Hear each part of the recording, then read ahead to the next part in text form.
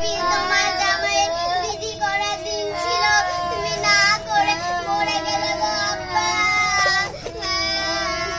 তুমি যা খেতে চেয়েছিলে আমি তা কেন দিলাম? তুমি এটা গায়ে কেন হাত দিছো? আমার স্বামী মরেছে, গায়ে হাত না দিয়ে কাঁদা যায় রে।